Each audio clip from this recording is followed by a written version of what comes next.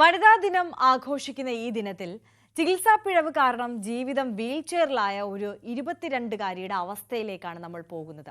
പാറശാലയിലെ ഒരു സ്വകാര്യ ആശുപത്രിയിൽ നടത്തിയ ശസ്ത്രക്രിയയോടുകൂടി അരയ്ക്ക് താഴേക്കുള്ള ചലനശേഷി നഷ്ടമായതോടുകൂടിയാണ് നീതിക്ക് വേണ്ടിയുള്ള നിയമ പോരാട്ടം ഈ 22-കാരി തുടങ്ങുന്നത്. പൂവാർ പുല്ലുവിള സ്വദേശിനി ജാസ്മിൻ ജെറാൾഡ് 10ാം ക്ലാസ്സിൽ പഠിക്കുമ്പോഴായിരുന്നു നട്ടെല്ലിന് അസഹനീയമായ വേദന അനുഭവപ്പെടുന്നത്. തുടർന്ന് പാറശാലയിലെ സ്വകാര്യ ആശുപത്രിയായ സരസ്വതിയിൽ ചികിത്സ തേടി. പൈലോണീഡൽ സൈനസിന് ശസ്ത്രക്രിയ നടത്തണമെന്ന് ഡോക്ടർ വിധിയെഴുതി. 2017 ഒക്ടോബർ 21 ഡോക്ടർ അജയ്കുമാറിന്റെ നേതൃത്വത്തിൽ ശസ്ത്രക്രിയയ്ക്ക് വിധേയനാക്കി. എന്നാൽ അനസ്തീഷ്യ നൽകുന്നതിനിടെയുണ്ടായ ഗുരുതര പിഴവ് ജാസ്മിന്റെ നില ഗുരുതരമാക്കി. തുടർന്ന് തിരുവനന്തപുരം മെഡിക്കൽ കോളേജ് ആശുപത്രിയിൽ എത്തിച്ചു. മകളുടെ അരയ്ക്ക് താഴെ ചലനശേഷി നഷ്ടമായി എന്ന ഞെട്ടിക്കുന്ന വിവരമാണ് തൊട്ടടുത്ത ദിവസം കുടുംബത്തിന് കിട്ടിയത്.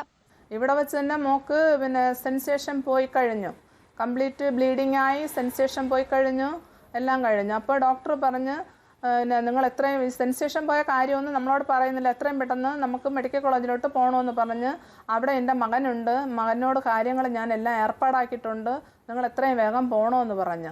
ഡോക്ടർ അജയ്കുമാറും നഴ്സുമാരും അടങ്ങുന്ന സംഘമാണ് അനസ്തേഷ്യ നൽകി തന്നെ ശസ്ത്രക്രിയയ്ക്ക് വിധേയനാക്കിയത് എന്ന് ആരോപിച്ച് ജാസ്മിനും കുടുംബവും കോടതിയെ സമീപിച്ചു. വിഷയം കോടതിയുടെ പരിഗണനയിലാണ്.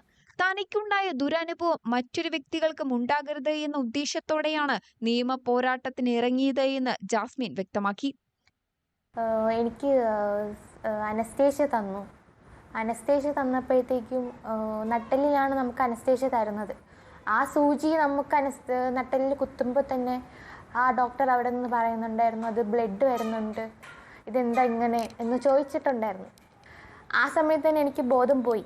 പിന്നെ സംഭവിച്ചത് എന്താണെന്ന് എനിക്ക് അറിയത്തില്ല. പിന്നെ എനിക്ക് നടക്കാൻ പറ്റുന്നില്ല, വീൽ ചെയറിലാണ്. അപ്പോൾ ഇതുപോലത്തെ അവസ്ഥ ഇനി ആർക്കും ഉണ്ടാവാൻ പാടില്ല. ഇതിന് ഒരു നീതി വേണം. ഡിസ്റ്റന്റ് എഡ്യൂക്കേഷനിലൂടെ ബികോം കൊമേഴ്സ് പഠനം നടത്തുന്ന ജാസ്മിൻ IAS നേടിയെടുക്കണമെന്ന ആഗ്രഹത്തിലാണ്. ഒപ്പം തനിക്കുണ്ടായ ഈ ദുരവസ്ഥയ്ക്ക് കാരണക്കാരായവർക്കെതിരെ നിയമ പോരാട്ടവും. ന്യൂസ് 18 തിരുവനന്തപുരം.